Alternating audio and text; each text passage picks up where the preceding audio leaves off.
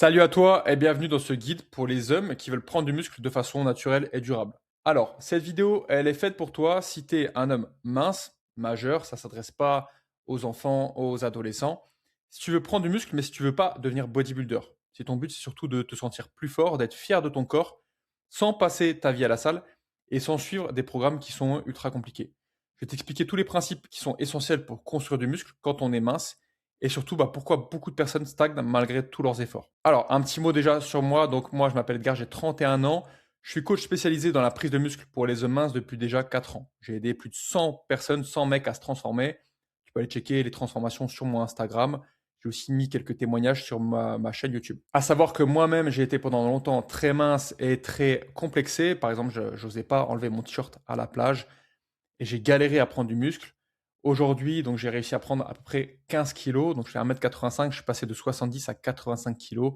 Et ça m'a vraiment aidé à prendre confiance en moi et à me sentir mieux. J'ai aidé vraiment beaucoup de mecs à se transformer. Donc par exemple, tu vois, Rémi qui a pris 10 kilos en 6 mois, il est passé de 64 à 74 kilos. Nicolas, qui pareil a pris plus de 10 kilos, il a eu une super évolution physique. Ou encore Tomba, qui lui avait un physique plutôt skinny fat, tu vois, et qui est devenu beaucoup plus athlétique. Il a pris plus 6 kilos en 6 mois. Premier pilier pour pouvoir te transformer, c'est la nutrition.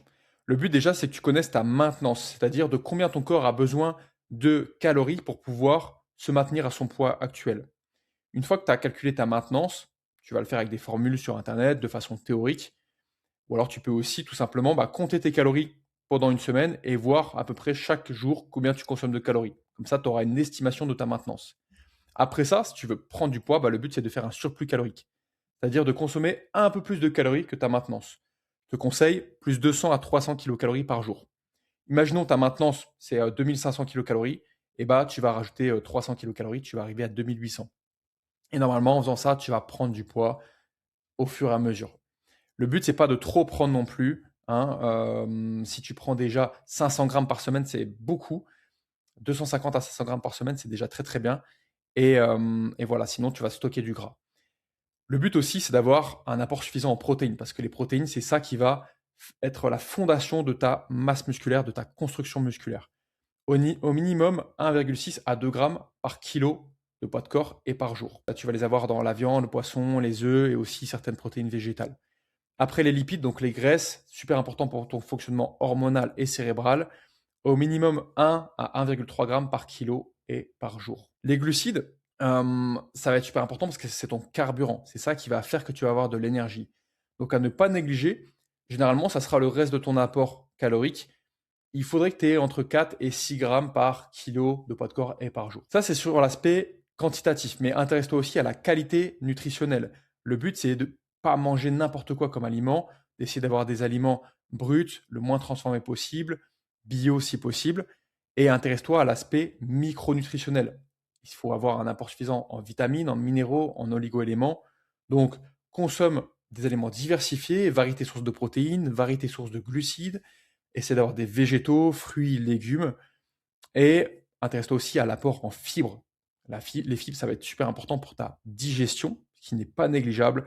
Donc, c'est pour ça que tout ce qui est céréales complètes, légumineuses les fruits, les légumes, c'est très intéressant. Les compléments, c'est pas obligatoire, mais ça peut être un plus. L'isolate de whey pour la protéine, si tu n'arrives pas à avoir si t'arrives pas à avoir ton quota de protéines naturellement par l'alimentation. La vitamine D, si tu es carencé pendant l'hiver, comme beaucoup de personnes. Le magnésium, ça peut aider aussi. Et les oméga 3, si tu manges pas souvent de poissons gras. Le but sur la nutrition, c'est que ça soit facile, pas prise de tête. Tu cherches pas à faire des recettes de dingue, mais il faut que ça soit efficace et que tu puisses adapter au fur et à mesure de ta progression, si tu vois que tu prends du poids ou pas. Essaie de bien varier tes aliments, de ne pas manger tout le temps la même chose, mais par contre d'avoir une constance. Essaie de t'organiser, par exemple, prépare tes repas à l'avance. Fais-toi un créneau de 2 heures le dimanche où tu vas préparer plusieurs repas. Ça te fera gagner énormément de temps et ça t'évitera de faire n'importe quoi. Pilier numéro 2, évidemment, l'entraînement. Essaie d'entraîner chaque muscle au moins 2 fois par semaine, chaque groupe musculaire. Utilise des formats qui pour moi sont efficaces comme le full body, le upper lower, donc haut du corps, bas du corps, ou le push-pull. Je te déconseille le bro split, c'est-à-dire d'entraîner un muscle sur une séance. En termes de récupération, de gestion du volume d'entraînement, c'est pas ce qu'il y a de mieux. Essaie de faire 3 à 5 séances par semaine, mais honnêtement, dans la plupart des cas, 3 séances, c'est largement suffisant. 1 heure à 1 h 30 par séance, 4 à 6 exercices par séance. Concentre-toi sur les exercices polyarticulaires, les exercices de base qui doivent composer pour moi 80% de ta séance. Et le reste, ça peut être de l'isolation. Le plus important, c'est que tu fasses une surcharge progressive. Donc que tu augmentes la difficulté de tes entraînements au fur et à mesure de ta progression. Pour ça, utilise une fourchette de répétition, exemple 8 à 12 reps. Quand tu vois que tu arrives à valider 12 reps, c'est que c'est le moment pour toi d'augmenter la charge. Trace tes progrès dans un carnet, dans les notes de ton téléphone, dans une appli, mais il faut que tu saches ce que tu as fait à la séance d'avant pour pouvoir être meilleur à la séance d'après. C'est important de s'intéresser au niveau d'effort, RER, répétition en réserve, difficulté sur 10 avec le RPE, la proximité à l'échec. Garde à l'esprit que pour prendre du muscle, il faut être assez proche de l'échec, mais tu ne peux pas aller à l'échec tout le temps, sinon tu vas être trop crevé et tu n'arriveras pas à gérer ton effort. Je te conseille généralement, sur la plupart des exercices, de pousser ta dernière série à l'échec, mais ça dépend des exercices, de à quel point ils sont techniques, etc. C'est important de savoir gérer les plateaux, c'est-à-dire les moments où tu vas stagner. C'est normal, il y aura des moments où tu vas stagner un petit peu. C'est là où ça devient intéressant, c'est là où le travail devient important. Et voilà, pour gérer les plateaux, il faut déjà les accepter et parfois utiliser des petites techniques d'intensification pour pouvoir aller au-delà de ce que tu aurais pu faire sur des séries simples. Par exemple, des fois en prenant du rest-pause, des petites pauses pour rajouter des répétitions, etc. Ensuite, intéresse-toi à l'antifragilité, c'est-à-dire tout ce qui va te permettre de ne pas te blesser. Le travail de renforcement articulaire, le travail de mobilité, c'est ça qui va faire que tu vas pouvoir durer. Fais des phases de deload, c'est-à-dire des phases où tu vas décharger, où tu vas récupérer, tu vas t'entraîner moins dur. C'est super important, tu ne peux pas être tout le temps à fond. Moi, j'aime bien caser des deloads toutes les 6 semaines environ. Keep it stupid simple. Il faut que ton entraînement soit simple. Cherche pas à faire des techniques trop compliquées. Par contre, c'est pas parce que c'est simple que c'est facile à mettre en œuvre. Il faut essayer de mettre du cadre dans la simplicité. Pilier numéro 3, la récupération. C'est bien de s'entraîner, mais si tu récupères pas, ça aura aucun intérêt. Le but, c'est que tu puisses être en bonne énergie, récupérer pour être meilleur à chaque séance. La base de la récupération, c'est déjà ta programmation. D'avoir une bonne gestion de ton intensité, de ton volume d'entraînement, nombre de séries par groupe musculaire, d'avoir des phases de deload, comme je te l'ai déjà dit. C'est ça qui va faire que tu vas pouvoir bien récupérer. Ton sommeil, 7 à 8 heures de sommeil par jour, un sommeil de qualité, on évite les écrans, les sources d'excitation avant de dormir, avoir une bonne gestion du stress dans ta vie, avoir aussi des activités qui te permettent de gérer ton stress, pourquoi pas faire de la méditation, de la respiration, c'est un gros plus. Parfois un peu de mobilité, d'étirement ou d'automassage pour garder un corps fonctionnel sans douleur. On vise la durabilité. Pilier numéro 4, le mindset. C'est ça qui va faire que tu vas pouvoir justement tenir sur le long terme. Si tu as le bon état d'esprit, la bonne motivation et que tu es motivé, entre guillemets, que tu as une bonne énergie. Fixe-toi des objectifs de moyens plutôt que de résultats. Les résultats, exemple, je veux prendre 10 kilos de poids de corps sur tel nombre de mois. Imaginons sur un an. C'est un objectif, ok, c'est motivant, mais si tu l'atteins pas, ça ne veut pas dire que tu n'as pas forcément fait le travail. Il y a des facteurs qui ne dépendent pas de toi, la génétique, tes conditions de vie, etc. Donc, fixe-toi plutôt des objectifs de moyens, des choses sur lesquelles tu as du contrôle, que c'est sûr à 100% que tu vas pouvoir les réussir. Exemple, faire 3 trainings par semaine, manger 30 grammes de protéines par repas.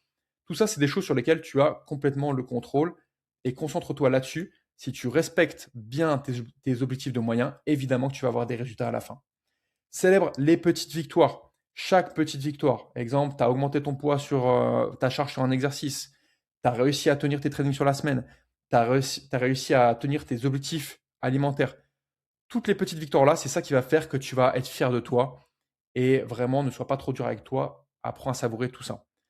Décompose ton objectif en micro-objectifs. Si tu as un objectif très ambitieux, mais qui te paraît loin, ça peut vite être démoralisant. Donc fixe-toi marche par marche des micro-objectifs à atteindre qui vont te mener à l'objectif final. Exemple, aujourd'hui, tu n'arrives pas à faire 10 pompes. Imaginons, je prends un exemple simple, tu n'arrives à en faire que 2. Et bah, la prochaine étape, ça va être d'en faire 3, ensuite 4, et ainsi de suite. Fixe-toi sur le prochain micro-objectif. Construis des habitudes. Il vaut mieux faire un peu mais souvent que beaucoup mais très rarement. Donc, la force des habitudes, c'est pas négligeable. Au début, si tu t'entraînes pas du tout, passer juste à, par exemple, 30 minutes 3 fois dans la semaine, c'est déjà énorme. Pareil, tu vois, pour la mobilité, faire 2 minutes par jour, c'est beaucoup plus puissant que faire une séance d'étirement par mois. Donc, pense bien à ça. Les habitudes, c'est ce qui va forger ton mindset. Essaie de pas trop te comparer aux autres. Il y a tellement de facteurs qui entrent en jeu, ça sert à rien de se comparer sur les réseaux. Il y a aussi voilà, beaucoup de gens dopés, il y a le jeu des lumières, et cetera. Compare-toi surtout à toi-même, comment tu étais hier, il y a quelques semaines, il y a quelques mois et savoure ta progression. Apprends aussi à être assez chill. Le but, c'est quand même aussi de prendre du plaisir.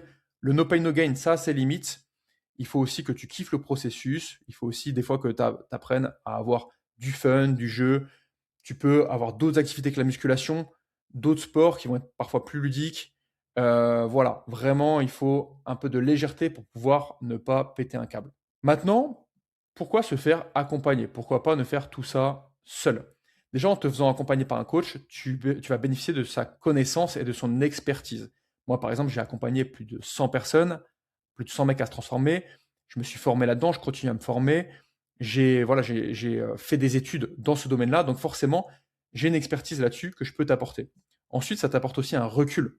Parce que quand tu es tout seul à vouloir gérer ton programme, ta progression, et bah, tu es tête dans le guidon, tu pas un regard extérieur, tu vois? Donc tu sais pas en fait ce que tu peux modifier, tu pas de prise de recul.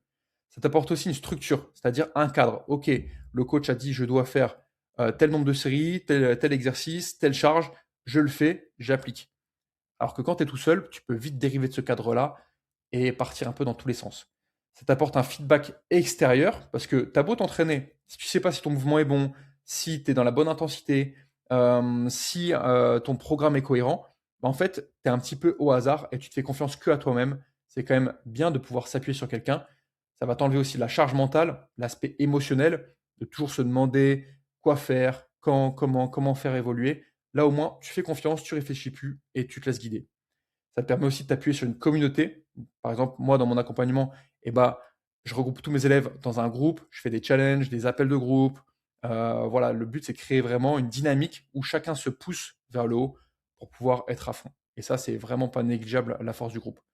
Le but de te faire accompagner, c'est aussi de construire ton autonomie par la suite, d'avoir encore moins besoin de te faire accompagner dans les mois à venir. Tu auras des billes, tu auras des connaissances, tu auras des méthodes qui vont te permettre de t'entraîner jusqu'à la fin de ta vie. Finalement, c'est investir sur soi pour devenir meilleur plus tard. Garde à l'esprit que sans structure et sans vision long terme, même le meilleur des programmes, il est voué à l'échec. Le but, c'est pas juste d'avoir un programme. Un programme, c'est presque pas utile en soi. Le but, c'est d'avoir une vision d'évolution sur le long terme. Alors maintenant, ce que je peux te proposer, c'est de faire un petit diagnostic qui est gratuit, qui prend 2 minutes pour voir où tu en es, que j'apprenne à te connaître un petit peu plus et voir ce qui te bloque. Donc c'est ludique, ça va te donner un score sur 10 et ça me permettra de voir où tu en es, de voir comment je peux t'aider. À la fin de ce diagnostic, si tu es motivé, si je sens que tu corresponds au profil de personne que je peux aider, un échange est possible, on pourra s'appeler, on pourra communiquer, je t'enverrai un message. Et éventuellement, s'il y a un intérêt de ton côté et si je vois vraiment que tu corresponds parfaitement au profil que je peux accompagner, on pourra discuter d'un accompagnement. Mais dans tous les cas, même sans ça, j'essaierai de t'apporter un maximum d'aide et de conseils. Je ne peux pas aider tout le monde malheureusement. J'ai beaucoup de demandes, je sélectionne uniquement les profils les plus sérieux et les plus motivés. Donc si c'est ton cas, let's go. J'espère que cette vidéo t'a plu, t'a appris des choses. Force à toi et à bientôt. Ciao.